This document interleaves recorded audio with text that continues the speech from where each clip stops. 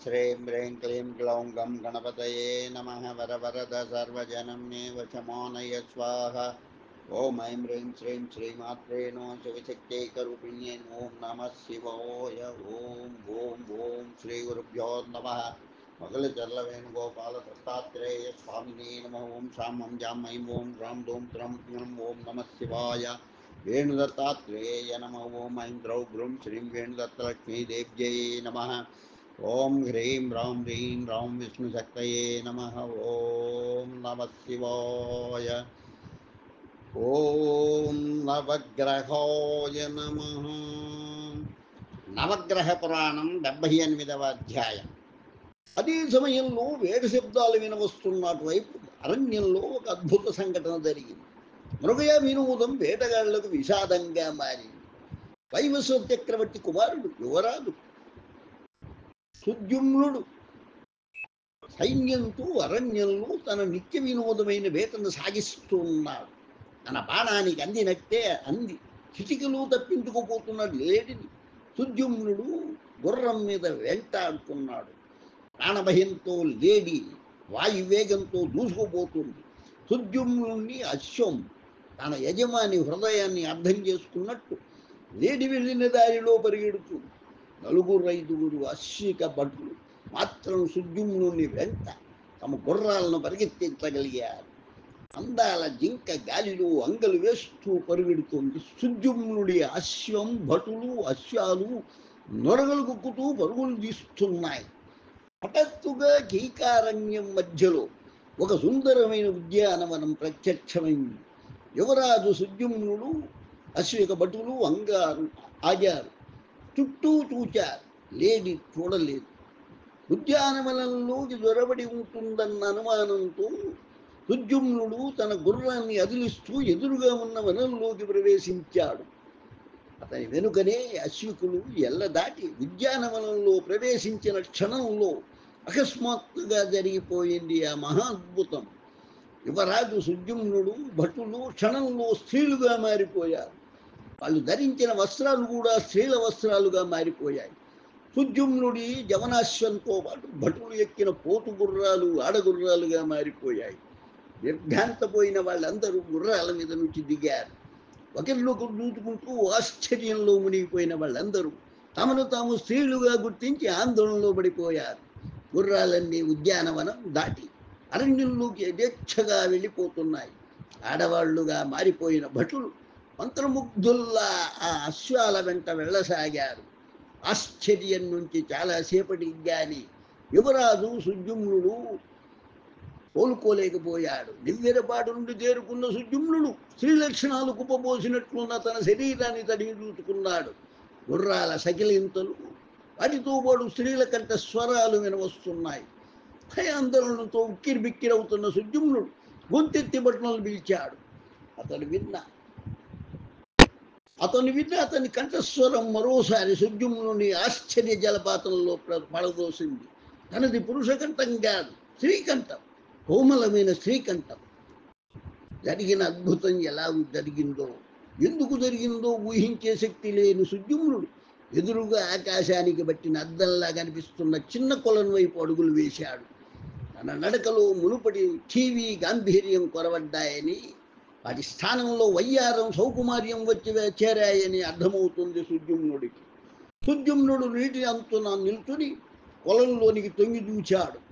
నీటిలోంచి అద్భుత సౌందర్యవతి అయిన యువతి అతని వైపు చూస్తోంది. తన ప్రతిబింబం. సుద్యుమ్నుడు ఆలోచనగా తన ఎద మీద ఉన్న పయ్యను తొలగించి నీటిలో చూచాడు. అతని గుండె దడదడ కొట్టుకుంది. సుద్యుమ్నుడు మంత్రముగ్ధుడిలాగా నీటిలో ప్రత్యక్షమవుతున్న తన ఆడనీడను చూస్తూ ఉండిపోయాడు. అణువుణువు పరిశీలిస్తూ ఉండిపోయాడు. తాను ధరించిన పురుష సంబంధమైన ఆభరణాలన్నీ కూడా శ్రీ అలంకారాలుగా మారిపోయి ఉన్నాయి. ఎంత విచిత్రం! నీటిలో నీడ తనకు కనివిందు చేస్తున్న సౌందర్యాన్ని కన్నార్పకుండా చూస్తున్న సుద్యుమ్నుడు అప్రయత్నంగా బయట వేసుకున్నాడు. నీడలో కనిపిస్తున్న తనను చూస్తూ ఇలా అంటూ సంబోధించాడు అసంకల్పితంగా. ఇలా దారి తప్పినట్టు అడవిలో తిరుగుతూ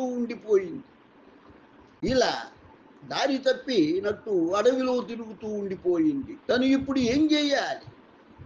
ఈ స్త్రీ రూపంలో రాజధానికి వెళ్తే పౌరులు తనను యువరాజు సుద్యుమ్నుడుగా గుర్తించలేరు. తండ్రి వైవస్వతుడు గుర్తించడు. తల్లి శారదాదేవి కూడా గుర్తించదు. తాను స్త్రీగా మారిపోయిన సుద్యుమ్నుడని చెప్పడం చాలా ప్రమాదం. పిచ్చి పట్టిందనుకుంటారు. పురుషులు తనను క్షేమంగా ఉండనివ్వరు. ఏం చేయాలి? తాను ఏం చేయాలి? ఈ అరణ్యంలో ఒంటరిగా ఉండాలంటే భయం కలుగుతుంది. ఈ రూపంలో ఇప్పుడు లేడి కూనను చూసినా భయం కలుగుతుంది. పురుష రూపంలో సింహాన్ని ఎదిరించిన తనకు ఏదో శ్రవణానందం కలిగించే శబ్దం ఇలా ఆలోచనలను చించివేసింది. ఏదో సంగీత వాద్యం. ఆ వాద్య సంగీత ధ్వని తనకు దగ్గరగా వస్తుంది. తనకు అభిముఖంగా వస్తున్న వ్యక్తిని ఇలా ఆశ్చర్యంతో చూచింది నారద మహర్షి. ఆయన అంగుళి స్పర్శతో వీణ రాగాలను ఉలుకుతుంది. నారదుడు ఆయుధూచాడు. వీణ మౌనం ధరించింది. నారాయణ, ఎవరమ్మా నువ్వు? అందాల రాసింది అరణ్యంలో ఇలా సంచరించవచ్చా? నారదుడు మందలిస్తున్నట్లన్నాడు. నారదుడి వైపు నిష్కారణ భయంతో చూచింది. నిన్నే. నారదుడు నవ్వుతూ అన్నాడు. మూగ సుందరివి కాదు కదా, మాటలు వస్తాయి కదూ. ఎవరు నువ్వు? నా పేరు ఇలా ఇలా అసంకల్పితంగా అంది. ఇలా అందానికి తగిన ఇంపైన నామధేయం. నారదుడు మెచ్చుకున్నాడు. ఎవరు నువ్వు? ఇక్కడికి ఎందుకు వచ్చావు? ఒంటరిగా ఎందుకు తిరుగుతున్నావు? నీలాంటి సుందరకాంత ఏకాంతంగా సంచరించడం బహు ప్రమాదం సుమా. ఇలా మౌనంగా ఆలోచిస్తూ ఉండిపోయింది. నారద మహర్షి రాజధానికి వచ్చిన సందర్భంలో తనను తన పురుష రూపాన్ని చాలాసార్లు చూచి ఉన్నాడు. అయితే ఈ స్త్రీ రూపంలో పోల్చుకోలేకుండా ఉన్నాడు. ఆ దేవముని పోల్చుకోలేకపోతే ఇతరులు ఎవరు తనను పోల్చుకోగలరు? తనకు దాపురించిన కష్టాన్ని వివరిస్తే నారద మహర్షి ఏదైనా ఉపాయం ఉపదేశిస్తారేమో. నా పేరు ఇలా కాదు, మెల్లగా అంది. నారాయణ, కానప్పుడు కలగని చెప్పావా? నారాయణ, కానప్పుడు కలగని ఏమన్నా చెప్పావా తల్లి? సరే, నీ పేరేదో ఇప్పుడు చెప్పు. నారదుడు నవ్వుతూ అన్నాడు. నేను శ్రీనిగాను. నారదుడు ఎగాదిగా చూచాడు. నారాయణ, శ్రీవిగావా? ఈ నారదుడు ఎంత బ్రహ్మచారి అయినా చూడగానే స్త్రీలను పోల్చుకోగలడు. నారద మహర్షి మీకు వైవస్వత మహర్షి మహారాజు గారి పుత్రుడు సుద్యుమ్నుడు గుర్తున్నాడా? ఇలా ప్రశ్నించి. చక్కగా గుర్తున్నాడు. ఏమని నారదుడు నవ్వుతూ అడిగాడు. మీరు మరిచిపోయారు. నేను స్త్రీని కాదని చెప్పాను. నేను స్త్రీగా మారిపోయి కొన్ని గడియలైంది. ఇలా వివరించడం ప్రారంభించింది. ఇది నవగ్రహ పురాణం 78వ అధ్యాయం సంపూర్ణమైంది. నవగ్రహ పురాణం 79వ అధ్యాయం. నా పేరు అదే. ఈ రూపం రాకముందు పురుష రూపంలో సుద్యుమ్నుడా? నారాయణ, నారదుడు ఆశ్చర్యంతో అన్నాడు. అవును, స్త్రీ రూపం రాగానే నా పేరు ఇలా అనిపించింది. ఎందుకో ఇలా దీనంగా అంది. నారాయణ, సుద్యుమ్నుడు ఇది అప్పుడు పురుషుడు, ఇప్పుడు స్త్రీ, అప్పుడు యువకుడు, ఇప్పుడు యువతి. బాగుంది. నారదుడు స్వాగతంలా అనుకుంటున్నాడు. మహర్షి, నాకు ఈ గతి ఎందుకు పట్టింది? ఇలా దయనీయంగా అడిగింది. ఎందుకు? నారదుడు సాలోచనంగా అన్నాడు. నారాయణ, నువ్వు పొరపాటున ఆ కుమారవనంలో అడుగు పెట్టలేదు కదా. కుమారవనం అని తెలియదు కానీ ఒక వనంలోకి వెళ్ళాం. నేను భటులు అడుగుతూ ప్రారంభించి జరిగిందంతా పూసగుచ్చినట్లు చెప్పింది ఇలా. నారాయణ, ఇంక నీ గతి ఇంతే. ఈ ఇల మీద నువ్వు ఇలాగా జీవించవలసిందే. నారదుడు నిష్కర్షగా అన్నాడు. ఎందుకు ఇలా జరిగిందని కదా నీ అనుమానం. ఆ కుమారవనంలోకి ఎవరు అడుగు పెట్టినా అంతే. ఏ పురుష ప్రాణి అయినా సరే కుమారవనంలో పాదం మోపగానే స్త్రీ ప్రాణిగా మారిపోవాల్సిందే. స్త్రీ ప్రాణిగా జీవించాల్సిందే. స్త్రీ ప్రాణిగా మరణించాల్సిందే. అలా జరగాలని పార్వతీ పరమేశ్వరులు తమ శాపంతో శాసించారు. కుమారవనం ఆది దంపతుల ప్రత్యేక ప్రణయోద్యానం. పార్వతీమాత శాపం పెట్టడానికి కారణం ఉంది. ఒకనాడు ప్రశాంత సమయాన పార్వతీ శంకరులు కుమారవనంలో ఏకాంతంలో ఒకరికి ఒకరి ఆనందిస్తున్నారు. సరిగ్గా అదే సమయానికి కొందరు మహామునులు వాళ్ళ దర్శనానికి వచ్చి వనంలో ప్రవేశించారు. అందుకు ఆ పార్వతీదేవి ఆగ్రహించింది. తమ అభ్యంతర వివహార స్థలమైన కుమారవనంలోకి ప్రవేశించిన ప్రతి పురుష ప్రాణి స్త్రీగా మారిపోయేలా శాపం పెట్టాలని శివుడు సరే అన్నాడు. ఇద్దరు ఏకకంఠంతో ఆ విధంగా శాపం పెట్టేశారు. నారదుడు వివరించి ఇలవైపు దూచాడు. నారద మహర్షి, నా గతి ఏమిటి? ఆదిశక్తి శాపానికి విరుగుడు లేదా? ఇలా ఆశగా అడిగింది. చండిక శాసనం అది, అంటే చండ శాసనం అన్నమాటే. తల్లి ఆదిశక్తి ఆగ్రహమైన అనుగ్రహమైన అనుభవించక తప్పదు. నిన్ను సుజుమ్నుడుగా ఎవరూ గుర్తించరు. నిన్ను స్త్రీగానే భావిస్తారు, అంగీకరిస్తారు, స్వీకరిస్తారు. అందగత్తెవైన నీలాంటి యువతులకు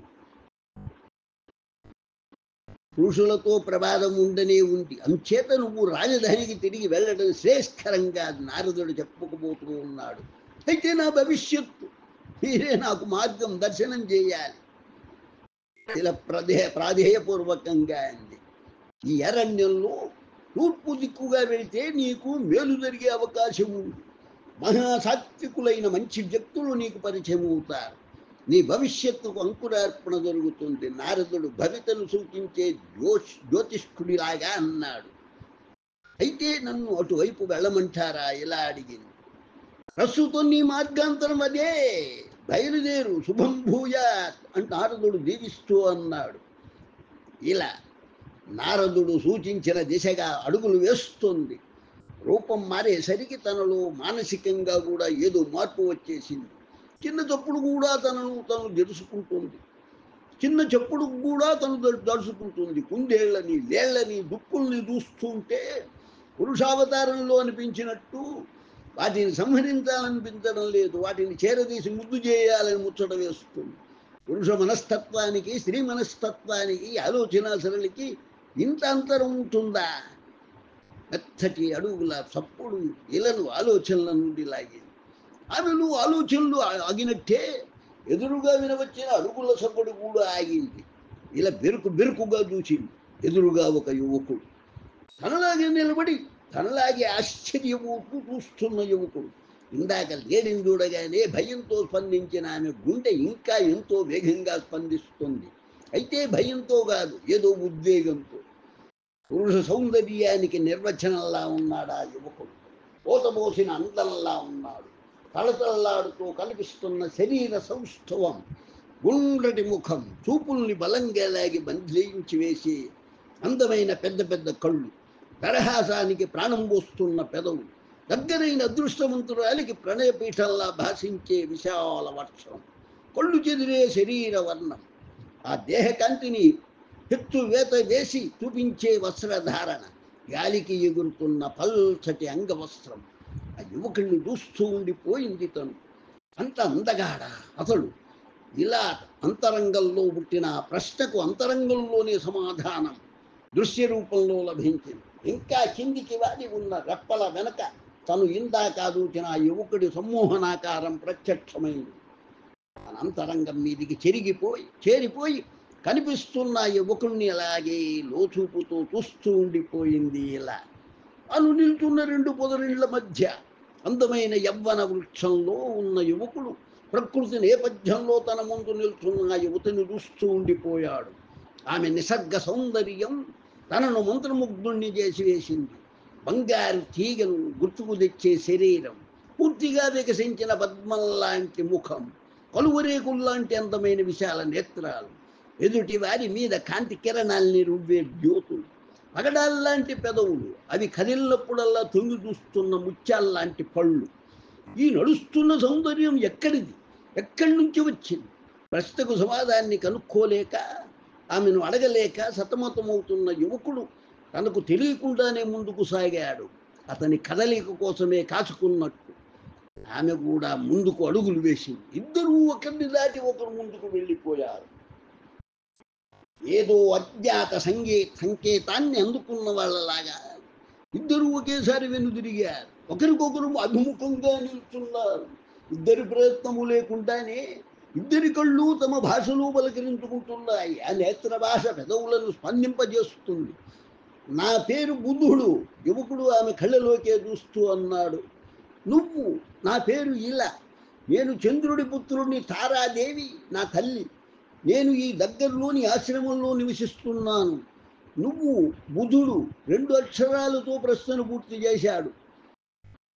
నువ్వు? బుధుడు 2 అక్షరాలతో ప్రశ్నలు పూర్తి చేశాడు. నాకు ఎవ్వరూ లేరు. తన గతం గురించి, పురుష జన్మ గురించి, పార్వతి శాపం గురించి చెప్పాలనిపించడం లేదు ఇలకు.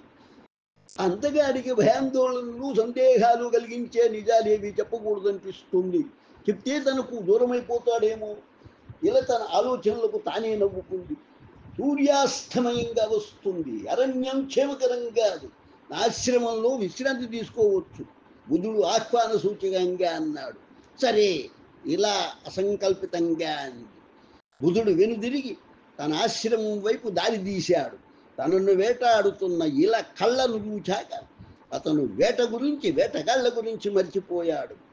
ఇది నవగ్రహ పురాణం 79వ అధ్యాయం సంపూర్ణమైనది. నవగ్రహ పురాణం 80వ అధ్యాయం. బుధుడి వెంట వచ్చిన ఇలకు ఆశ్రమంలోని లేళ్లు, కుందేళ్లు తమ విధానంలో స్వాగతం చెప్పాయి. బుధుడు సాత్వికాహారంతో ఇలా కన్యకు ఆతిథ్యం ఇచ్చాడు. ఉదయిస్తున్న సూర్యుడిని చూడడానికి సరోవరం తెరుస్తున్న అందమైన కళ్ళలాగా తామరలు విచ్చుకుంటున్నాయి. కొలంలో బుధుడు స్నానం చేస్తున్నాడు. అతను ఆశ్రమం నుంచి రాకముందే జలక్రీడ ముగించిన ఇలా కొలం గట్టు మీద కూర్చొని గురువింద పూల మాల గుచ్చుతుంది. రూపం మారిన వెంటనే ఆ రూపానికి తగిన విద్యలన్నీ తామే తనను ఆశ్రయించినట్టున్నాయి. సరస్సులోంచి గట్టు మీదికి వచ్చిన బుధుడు ఇలా దగ్గరగా కూర్చున్నాడు. కోసిరెక్కిన కెందామరను ఆమెకు అందించాడు. ఏదో దెబ్బదలుచుకున్నట్టు ఇలా ముఖంలోకి చూస్తూ ఉండిపోయాడు. ఇలా తన కళ్ళలోకి చూచింది. మీ కళ్ళు ఏదో చెప్తున్నట్టున్నాయి అంది నవ్వుతూ. ఒంటరిగా స్వతంత్రంగా జీవిస్తూ సాధన చేయడానికి ఇక్కడికి వచ్చాను. ఆశ్రమంలో విడిది చేశాను. ఎప్పుడూ లేని ఏదో వెలితినాలో అనిపించింది. దేనికోసమో ఎదురు చూస్తున్న వెలితి, ఎవరి కోసమో ఎదురు చూస్తున్న వెలితి. ఆ వెలితి నన్ను అసంతృప్తిలో పడవేసింది. అర్థం కాని అసంతృప్తి అది. ఆ వెలితి ఇప్పుడు లేదు. ఆ అసంతృప్తి విచిత్రంగా అంతర్ధానమైపోయింది. బుధుడు చిరునవ్వు నవ్వాడు. అలాగా? ఆ వెలితి, అసంతృప్తి ఎప్పుడు మాయమయ్యాయో తెలుసా? బుధుడు భావావేశంతో అన్నాడు. నువ్వు నాకు కనిపించిన మధుర క్షణం నుంచి. నిన్ను చూచిన క్షణంలోనే అసంతృప్తి స్థానంలో ఏదో అలజడి ప్రారంభమైంది. ఇలా రెప్పలెత్తి అతన్ని చూచింది. నిజంగా నాకు కూడా మిమ్మల్ని చూస్తుంటే అలాగే ఉంది. నా జీవితంలో మీరు కనిపించేదాకా ఏ పురుషుణ్ణి నేను అలా చూడలేదు. నిజమా? బుధుడు ఉత్సాహంగా అడిగాడు. మీరిచ్చిన ఈ పద్మం మీద ఉట్టు. ఇలా నవ్వుతూ అంది. స్వయం పోషణలో, స్వయం శోధనలో స్వేచ్ఛగా స్వతంత్రంగా జీవించటం అంటూ పెద్దలు నన్ను దీవించి పంపించారు. ఒకరికి రక్షణ ఇచ్చే వయస్సు వచ్చిందన్నారు నా పితామహులు. ఆయన మాటను నిజం చేయాలనిపిస్తుంది. బుధుడు ఆగి ఆమె కళ్ళలోకి చూచాడు. ఏ విధంగా? ఎలా ప్రశ్నించింది. నీకు రక్షణ కల్పించడం ద్వారా. ఏ విధంగా? ఎలా చిరునవ్వు నవ్వింది. నీ నుండి నేను రక్షణ పొందడం ద్వారా. ఏ విధంగా? ఇలా మళ్ళీ నవ్వింది. నిన్ను భార్యగా స్వీకరించడం ద్వారా. ఏ విధంగా? బుధుడు మౌనంగా ఆమె కళ్ళలోకి చూస్తూ చిరునవ్వు నవ్వాడు. ఆమె కళ్ళు నవ్వుతున్నాయి. బుధుడు లోపలే ఇలా ప్రశ్నకు సమాధానం వెతకసాగాడు. పొలంలో తామరలన్నీ వాళ్ళ ఐక్యతను ఆమోదిస్తూ మెచ్చుకుంటున్నట్లు పుష్పశిరస్సులను ఊపుతున్నాయి. ఇలా మనం భార్యాభర్తలుగా ఆశ్రమంలో జీవించుదాం. ఆ రోజు సాయంత్రం ఆశ్రమ ప్రాంగణంలో ఆశ్రమ ప్రాణుల మధ్య తిరగాడుతూ అన్నాడు బుధుడు. ఇలా ఆగి అతని ముఖంలోకి కాసేపు తదేకంగా చూచింది. తటాలున పక్కకు తిరిగి ఆశ్రమం వైపు పరిగెత్తింది. ఆమె ప్రవర్తన బుధుణ్ణి తత్తరపాటుకు గురి చేసింది. ఆశ్చర్యంతో నోరు తెరిచి ఆమె వైపే చూస్తూ ఉండిపోయాడు. ఇలా ఎందుకలా ప్రవర్తించింది? భయపడిందా? తనతో వివాహం ఇష్టం లేదా? ఆలోచనలు బుధుడి అంతరంగంలో చలుపు పుట్టిస్తూ సాగుతున్నాయి. తాను ఆవేశంతో తొందరపడలేదు కదా. అప్రయత్నంగా ఆశ్రమం వైపు 2 అడుగులు వేసిన బుధుడు పటాలని ఆగాడు. ఇలా ఆశ్రమంలోంచి తన వైపు వస్తుంది. ఆమె ముఖం మీద చిరునవ్వు, నడకలో వేగం, బుధుడి ఆందోళనను తగ్గుముఖం పట్టిస్తున్నాయి. ఇలా తను ఎదురుగా నిలుచుంది. ఆమె చేతిలో ఆమె అల్లిన మాల ఉంది. ఇలా ఆ మాలను 2 చేతులతో పట్టుకుంది. ఆమె ఆ మాలను బుధుడి కంఠసీమను అలంకరించింది. రెండోసారి ఆశ్చర్యం నుంచి కోలుకున్న బుధుడు తన మెడలోని దండను తీసి ఇల మెడలో వేశాడు. ప్రథమ పరిశ్రంగంలో మైమరచిన వధూవరుల చుట్టూ ఆశ్రమ జంతువులు ఉల్లాసంగా గంతులు వేయడం ప్రారంభించాయి. రకరకాల పక్షులు మంగళవాద్యాలుగా బృందగానం ప్రారంభించాయి. వాన రాకపోయినా, కారు మేఘాలు లేకపోయినా, ఉరుముల మృదంగ నాదం వినిపించకపోయినా నెమళ్ళు పురులు విప్పి దంపతుల చుట్టూ కళ్యాణ నాట్యం చేయసాగాయి. ఇది నవగ్రహ పురాణం 80వ అధ్యాయం సంపూర్ణమైనది. నవగ్రహ పురాణం 81వ అధ్యాయం. నారదుడు బ్రహ్మను దర్శించుకునడానికి వెళ్ళాడు. ఇలా అనే పేరుతో స్త్రీ రూపంలో ఉన్న సుద్యుమ్నుడిని బుధుడు వివాహం చేసుకున్న విషయం చెప్పాడు. బ్రహ్మ చిద్విలాసంగా నవ్వాడు. ఇలా బుధుడు కలుసుకోవడంలోనూ భార్యాభర్తలుగా రూపొందడంలోనూ నీ ప్రయత్నం ఎంత ఉందో నాకు తెలియదా కుమారా?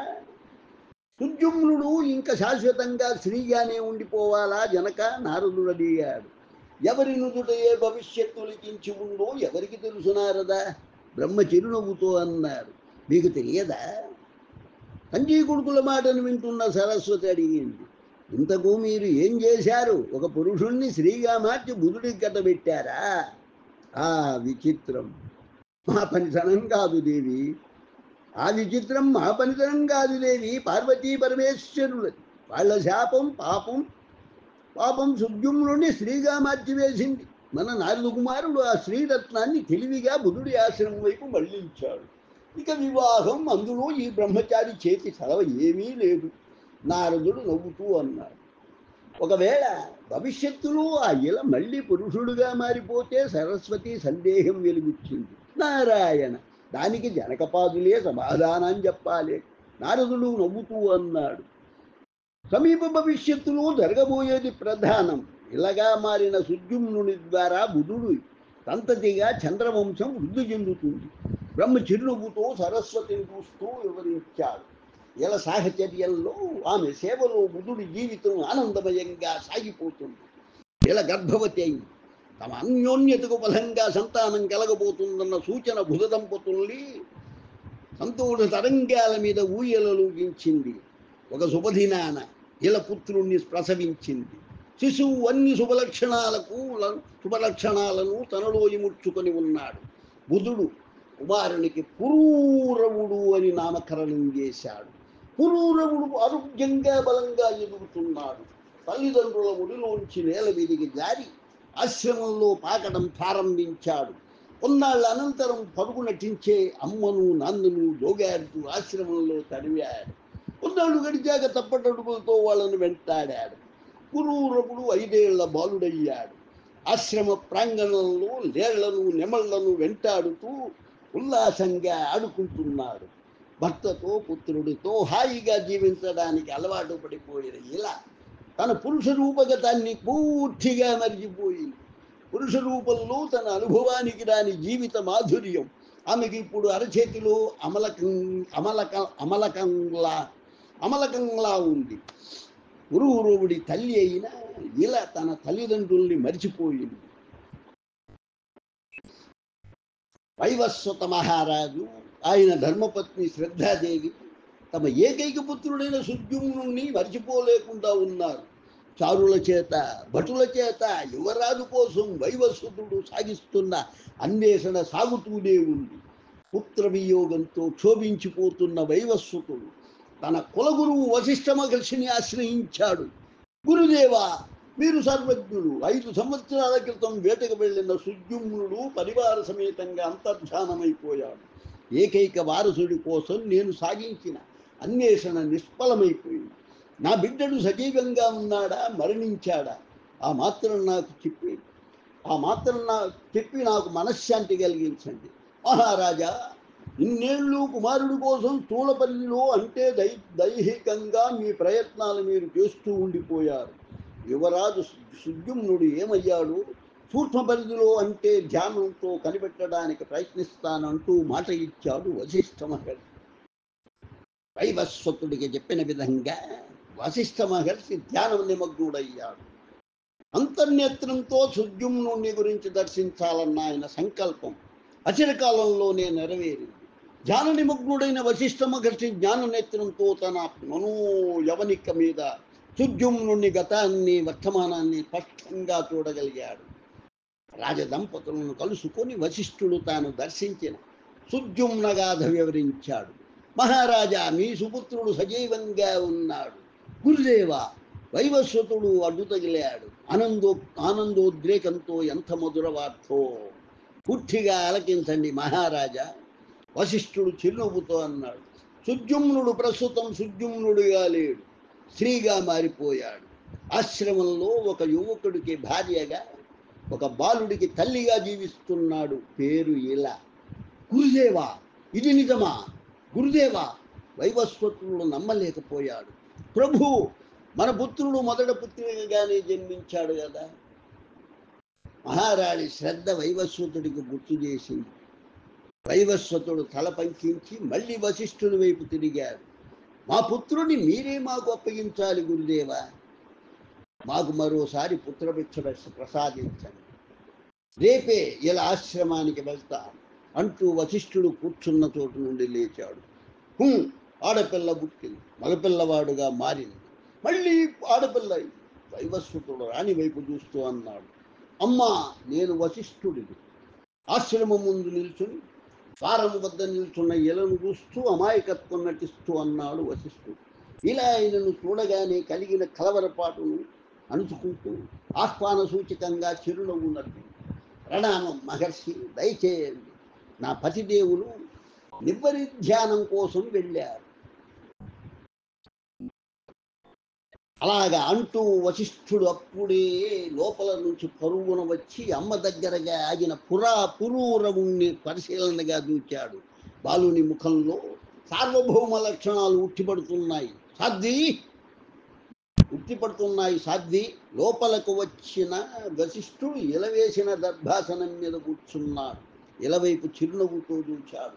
అయితే నన్ను ఇంతవరకు చూడలేదా అమ్మా నువ్వు? వశిష్ఠుడి ప్రశ్న ఇలను చిన్నగా కుదిపింది. ఆమె రెప్పల్ని దించుకుంది.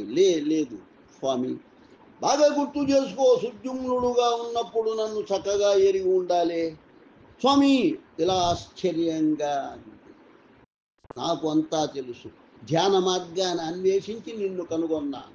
నీకు స్త్రీ రూపం ఎందుకు ప్రాప్తించిందో చెప్పు. వశిష్ఠుడు చిరునవ్వుతో అన్నాడు. ఇలా బరువుగా నెట్టి వచ్చింది. తన ఉనికి తెలిసిపోయింది. వశిష్ఠ మహర్షి ముందు దాచి ఉపయోగం లేదు.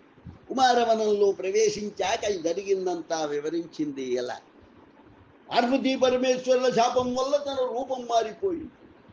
ఆ కఠోర సత్యాన్ని చెప్పి ఎవరిని నమ్మించలేని నిస్సహాయ స్థితిలో బుధుడి ధర్మపత్ని అయ్యానంది.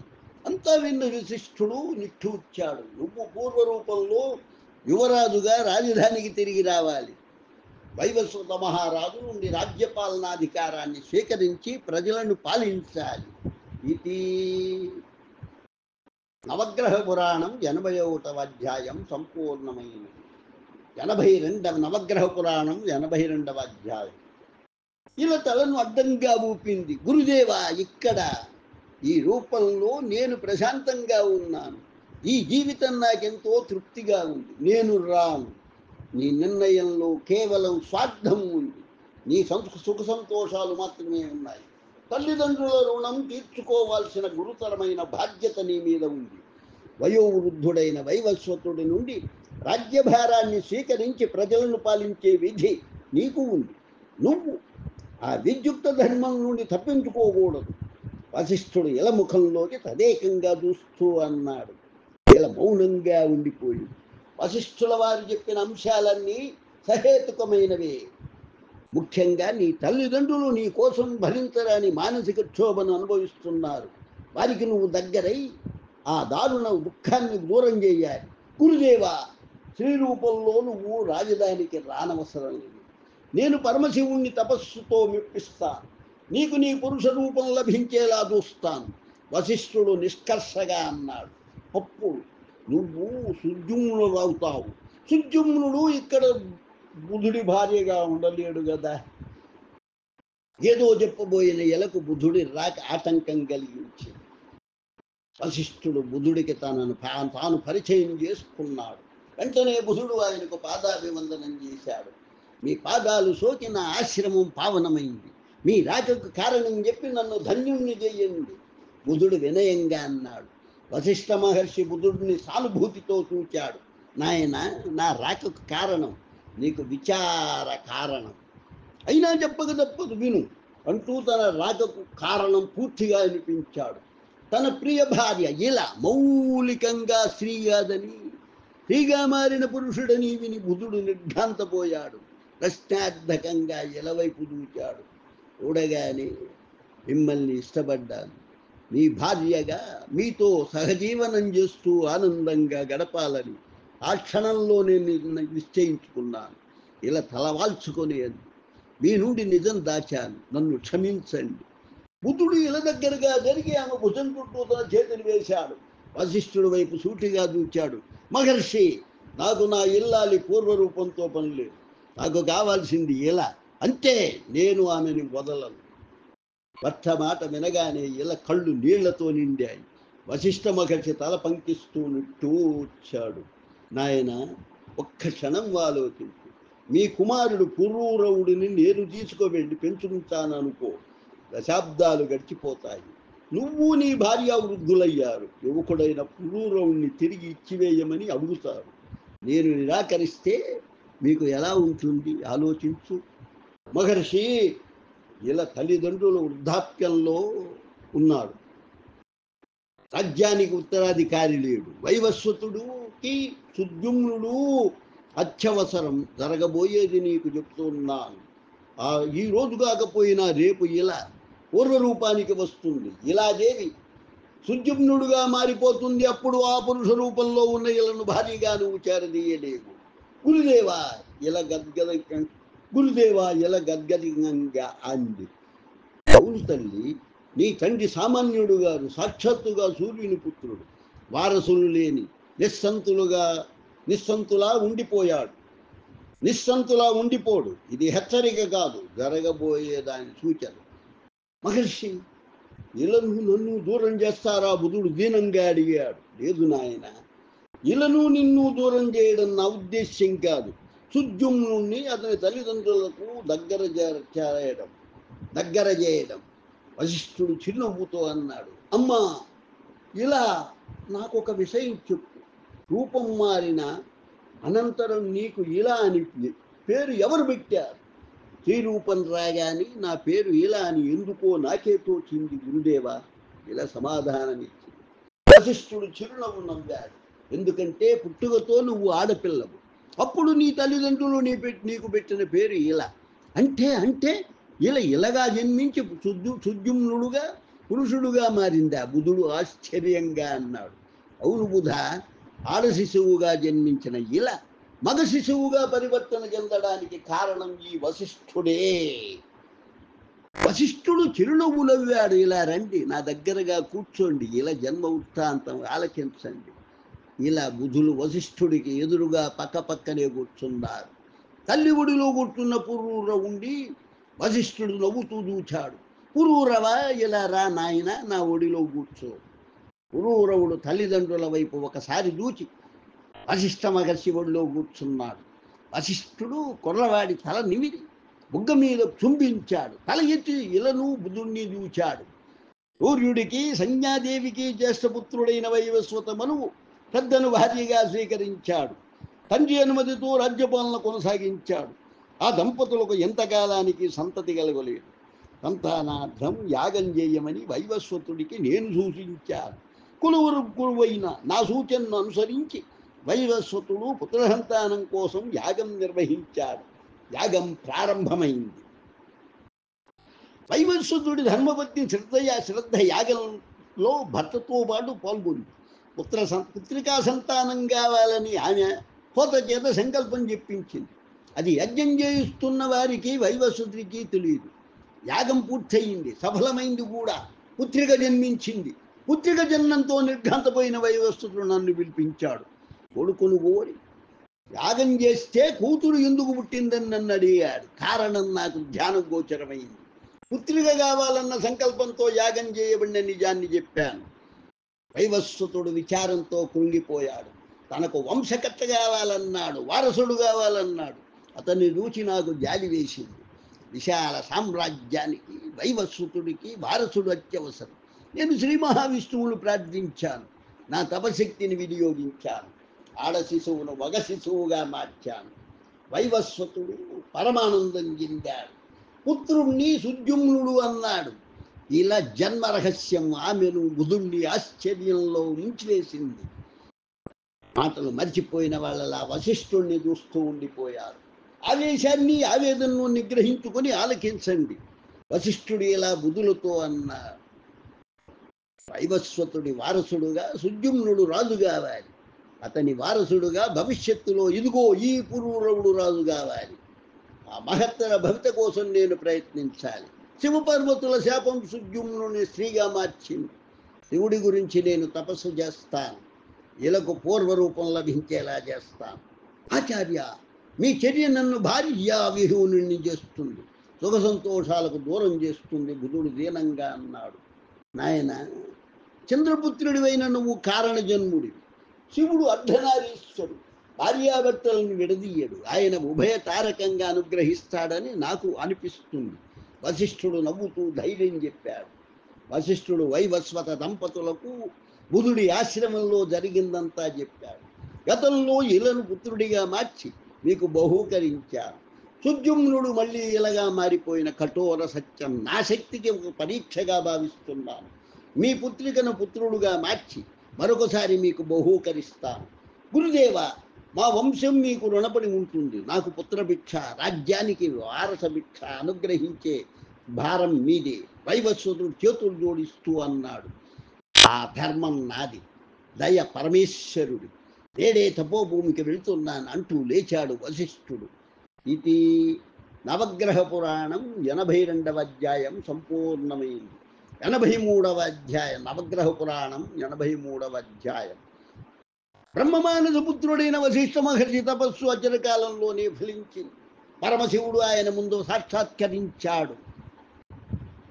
వశిష్ఠ, వరం కోరుకో. శివుడు చిరునవ్వుతో అన్నాడు. పరమేశ్వర, నీకు తెలియదా, నీ శాపం మూలంగా వైవస్వతుడి ఏకైక పుత్రుడు సుద్యుమ్నుడు స్త్రీగా మారిపోయాడు. ఇలా సుందరి బుధుణ్ణి భర్తగా స్వీకరించి పుత్రుణ్ణి పొందింది కదా. శివుడు నవ్వుతూ అన్నాడు. లేక కలిగే ఏకైక పుత్రుణ్ణి కోల్పోయిన వైవస్వత దంపతులు నిరంతర విచారణలో మునకలు వేస్తున్నారు. రాజ్యానికి వారసుడు లేడు. కరుణామయ, శాపాన్ని ఉపసంహరించి వైవస్వతుడికి పుత్రభిక్ష ప్రసాదించు. గతంలో పుత్రికను పుత్రుడిగా మార్చి వైవస్వతుడి కోరిక తీర్చిన నా సహాయాన్ని సార్థకం చెయ్యి. వశిష్ఠుడు చేతులు జోడించి ప్రార్థించాడు. ఆ శాపం మా దంపతులది.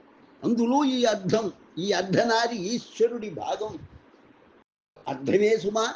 శివుడు సిద్ధిరాశంగా నవ్వుతూ అన్నాడు. అందువల్ల శాపాన్ని సగం మాత్రమే ఉపసంహరిస్తాను. సగమా? వశిష్ఠుడు ఆశ్చర్యంతో అన్నాడు. వైవస్వతుడికి అన్యాయం జరగకూడదు, బుధుడికి అన్యాయం జరగరాదు. అక్కడ తనయుడు కావాలి, ఇక్కడ ధర్మపత్ని కావాలి.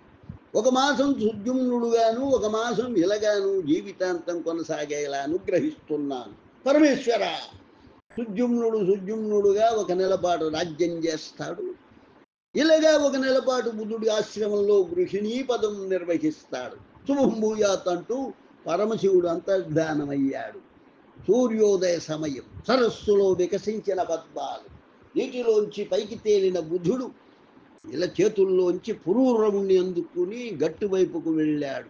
పురూరవుణ్ణి నేల మీద నిల్చోబెట్టి పొడిగుడ్డతో తేమను తుడిచాడు బుధుడు.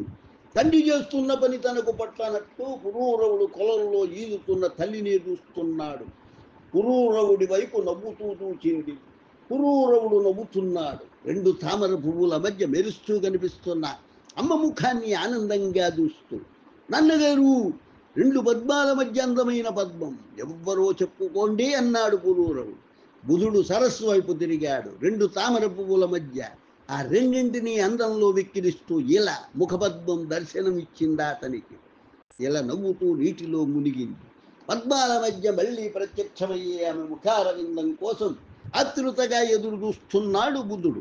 పురూరవుడు కూడా అటే చూస్తున్నాడు. ఉన్నట్లుండి రెండు పద్మాల మధ్య ముఖం పైకి లేచి ప్రత్యక్షమైంది. ఆ ముఖం ఎలది కాదు, ఆ ముఖం స్త్రీది కాదు, ఆ ముఖం పురుషుడిది. నాన్నగారు, అమ్మ అమ్మ ఏది? పురూరవుడు మెల్లగా అడిగాడు కొత్త ముఖాన్ని చూస్తూ. బుధుడు సమాధానం చెప్పే స్థితిలో లేడు. ఇలా ఏమైంది? ఆ పురుషుడు ఎవరు? పురుషుడు చిద్దరిని చిరునవ్వుతో చూస్తూ వాళ్ళ వైపు ఈదుతూ వస్తున్నాడు. బుధుడి చూపులు జంట తామరల వైపు, ఆ పురుషుడి వైపు చూస్తూ ఉండిపోయాయి. కొలను గట్టును సమీపించిన ఆ పురుషుడు నీళ్లలోనే నిల్చున్నాడు. బుధుడి వైపు చిరునవ్వుతో చూస్తూ, ఎవరు నువ్వు? నా భార్యను ఏం చేశావు? బుధుడు తీక్షణంగా చూస్తూ అడిగాడు. ఆ పురుషుడు అర్థం కానట్లు కళ్ళు తిట్లిస్తూ చూచాడు. ఏమిటి స్వామి? ఏదో అనబోయిన అతను తన కంఠస్వరం విని నిర్ఘాంతపోతూ మౌనం ధరించాడు. మెల్లగా తలవాల్చి తనను తాను చూచుకున్నాడు. బుధుడు ఆశ్చర్యంతో ఆలోచనలలో మునిగిపోయాడు. ఇలా తన ప్రేయసి, తన ఇల్లాలు పురుషుడిగా మారిపోయిందా? ఆ వశిష్ఠ మహర్షి అన్నంత పని చేశాడా? తాను పత్ని విహీనుడయ్యాడా? పురూరవుడు మాతృవిహీనుడయ్యాడా? స్వామి, ఇది నా పురుష రూపం. ఇది ఇప్పుడు మీరు చూస్తుంది నా పూర్వ రూపం. అంతసేపు తన శరీరాన్ని పరిశీలనగా చూసుకున్న పురుషుడు ఆశ్చర్యంతో అన్నాడు. ఇలా ఇలా బుధుడు అప్రయత్నంగా అన్నాడు. స్వామి, వశిష్ఠ మహర్షి ప్రయత్నం ఫలించినట్లుంది. స్వామి, సుద్యుమ్నుడిగా మారిపోయిన ఇలా విచారంతో అంది. బుధుడు బలహీనంగా నేల మీద కూర్చుండిపోయాడు. నాన్నగారు, అమ్మేది? పురూరవుడు ఏడుపును ఆపుకుంటూ అడిగాడు. బుధుడు పురూరవుణ్ణి హృదయానికి కత్తుకొని బరువుగా నిట్టూర్చాడు. అమ్మలేదు నాయన. ఆశ్రమం ముందు అరుగు మీద ముగ్గురు విచారవదనాలతో కూర్చున్నారు. బుధుడి చూపుల సుద్యుమ్నుడి మీదే ఉన్నాయి. బలిష్టమైన ఎత్తైన విగ్రహం, గంభీరంగా రూపించే ముఖం, పౌరుషాన్ని దర్పాన్ని వ్యక్తం చేస్తున్న మీసాలు. బుధుడు పూర్తిగా మౌనంలోకి వెళ్ళిపోయాడు. అమ్మ గురించి అడిగి అడిగి అలసిపోయిన పురూరవుడు తండ్రి ఒడిలో వాలాడు.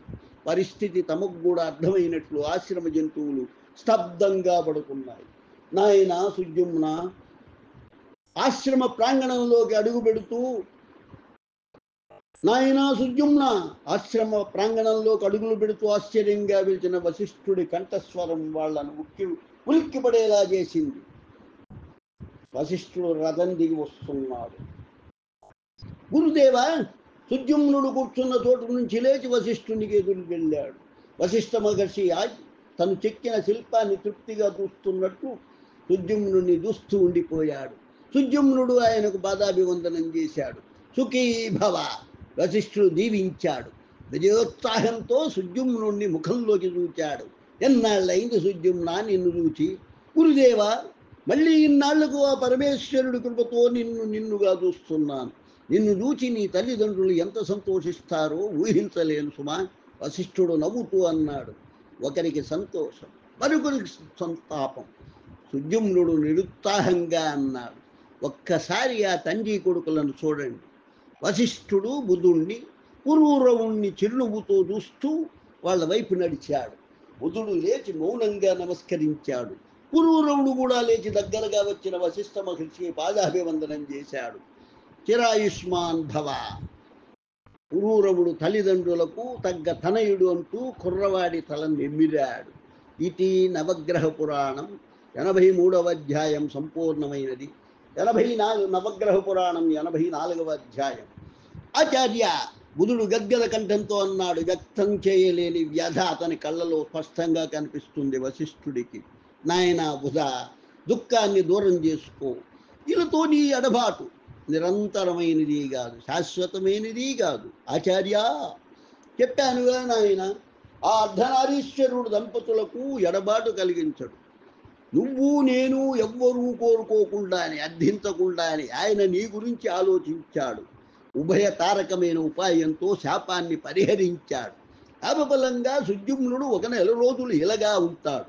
నాకు కరుణించిన వరం ఫలంగా నెల రోజులు సుద్యుమ్నుడుగానే ఉంటాడు. వశిష్ఠుని వివరణ ఏదో అదృశ్య కుంచికలాగా బుధుడి విచారాన్ని తుడిచివేసింది. ఆచార్య, నిజమా? అవును బుధ, ఈ వైవస్వతుడి బిడ్డ ఒక నెలపాటు అక్కడ పుత్రుడుగా రాజుగా వ్యవహరిస్తాడు. మరుసటి నెల ఇక్కడ నీ పత్నిగా ఉంటుంది. ఇది ఆదిశంకరుని అనుశాసనం. వశిష్ఠుడు నవ్వుతూ అన్నాడు, గురుదేవ, నా తల్లిదండ్రులు మీ రుణం తీర్చుకోలేరు, నేను కూడా మీ రుణం తీర్చుకోలేను. సుద్యుమ్నుడు ఆనందంగా అన్నాడు, నీ అదృష్టం అద్వితీయం సుద్యుమ్న. వశిష్ఠుడు చిరునవ్వుతో అన్నాడు, అది ద్విముఖం. సూర్యపుత్రుడైన వైవస్వతుడి కొడుకుగా అత్రిపుత్రుడైన చంద్రుడికి కోడలిగా రాణించే మహద్భాగ్యం నీది. వశిష్ఠుడు బుధుడు వైపుకు తిరిగాడు. నీది కూడా అదృష్టమే నాయన. ఒక నెల వియోగం, ఒక నెల సంయోగం. ఈ వియోగ సంయోగాలు ఆవృత్తి నీ అనుబంధాన్ని నిత్యనూతనంగా ఉంచుతుంది. మరొక సూచన ఏమిటంటే పురూరవుడు భావి సామ్రాట్. ఆశ్రమవాసం కన్నా రాజమందిర వాసం అతనికి తగినది. రాజోచితమైన శిక్షణ పసితనం నుంచి అలవడాలి. పురూరవుడు కూడా లేకుండా నేను ఎలా ఉండగలను? బుధుడు నిరుత్సాహంగా అన్నాడు, బిడ్డల ఆలనా పాలన తల్లి పర్యవేక్షణలో జరగాలి. పురూరవుడికి ఇక్కడ తల్లి ఇలా, అక్కడ సుద్యుమ్నుడు. వశిష్ఠుడు నవ్వుతూ అన్నాడు, గురుదేవుల సూచన ఆచరణీయం. పురూరవుణ్ణి నాతో తీసుకువెళ్తాను. అప్పుడప్పుడు భటులు ఆశ్రమానికి తీసుకువస్తారు. సుద్యుమ్నుడు బుధుడితో అన్నాడు. బుధుడు మాట్లాడకుండా పురూరవుని ఎత్తుకున్నాడు. నాయన, నీకు అర్థమైందా? అమ్మ ఇదిగో సుద్యుమ్నుడు అని రాజకుమారుడిగా మారింది. ఒక మాసం గడిచిన అనంతరం మళ్ళీ సుద్యుమ్నుడు మాయమైపోయి అమ్మగా వస్తుంది. ఇప్పుడు చెప్పు, యువరాజు ప్రద్యుమ్నుడిలో ఎవరున్నారు? పురూరవుడు సుద్యుమ్నుడిని వైపు చిరునవ్వుతో చూచాడు. అమ్మ ఉంది. నెల అనంతరం అమ్మలో యువరాజు సుద్యుమ్నుడు ఉంటాడు. అమ్మా, సుద్యుమ్నుడు ఒక్కరే కాబట్టి నువ్వు ఆయనతో పాటు రాజధానికి వెళ్ళాలి, మళ్ళీ రావాలి. బుధుడు వివరిస్తూ అన్నాడు, ఎప్పుడు రావాలి నాన్నగారు? అనుకున్నప్పుడల్లా నువ్వు ఈ ఆశ్రమానికి రావచ్చు నాయన. భటులు నిన్ను రథంలో తీసుకువస్తారు. సుద్యుమ్నుడు పురూరవుడి తల నిమురుతూ అన్నాడు, నన్నగారు, నేను రాజధానికి వెళ్ళి మిమ్మల్ని చూడడానికి రథంలో వస్తాను. పురూరవుడు ఉత్సాహంగా అన్నాడు. సుద్యుమ్నుడి వైపు వాలుతూ సుద్యుమ్నుడు పురూరవుణ్ణి అందుకున్నాడు. పురూరవ, నీతో ఆడుకోవడానికి రాజధానిలోని మందిరంలో ఇంకా ఇద్దరున్నారు తెలుసా? వశిష్ఠుడు చిరునవ్వు నవ్వాడు. ఎవరు గురుదేవా? పురూరవుడు ఉత్సాహంగా అడిగాడు. నీ మాతామహి, పితామహుడు, అంటే నీ అమ్మకు అమ్మగారు, నాన్నగారు అన్నమాట. వశిష్ఠుడు వివరించాడు. బుధుడు పురూరవుడి బుగ్గ మీద ముద్దు పెట్టుకున్నాడు. సుద్యుమ్నుడు పురూరవుణ్ణి దించి బుధుడి పాదాలను కళ్ళకద్దుకున్నాడు. బుధుడు చిరునవ్వుతో దీవించాడు. సుద్యుమ్న, అక్కడ రాజదంపతులని రాక కోసం 1000 కళ్ళతో ఎదురు చూస్తున్నారు. బయలుదేరుదాం, వశిష్ఠుడు హెచ్చరించాడు. ఇది బుధ చరిత్ర. నిర్వికల్పానంద శిష్యులతో అన్నాడు. ఎలా ఉంది? కథనం 2 అద్భుతంగా ఉన్నాయి గురువుగారు. విమలానందుడు సంతోషంగా అన్నాడు. గురువుగారు, ఒక సందేహం. సుధానందుడు అన్నాడు. ఏమిటి నాయనా నీ సందేహం? నిర్వికల్పానంద నవ్వుతూ అడిగాడు. బుధుడు ఇలాదేవిని వివాహం చేసుకున్నాడు అంటే బుధపత్ని ఇలా అన్నమాటే కదా. అయితే నవగ్రహాల వివరాలు ఉదహరించే సందర్భాల్లో బుధుడు భార్య జ్ఞాని అని అంటున్నాడే, బుధుడు ద్వితీయ పత్నిని స్వీకరించాడా? సదానందుడు ప్రశ్నించాడు. మంచి ప్రశ్న అడిగావు, కానీ దీనికి ఇదమిద్దంగా సమాధానం చెప్పలేము. ఎందుకంటే బుధుడు పునర్వివాహం చేసుకున్నట్టు ఏ పురాణము పేర్కొనలేదు. అలాగే ఆయన పత్ని ఇలగాదు అని కూడా ఎక్కడా ప్రస్తావింపబడలేదు.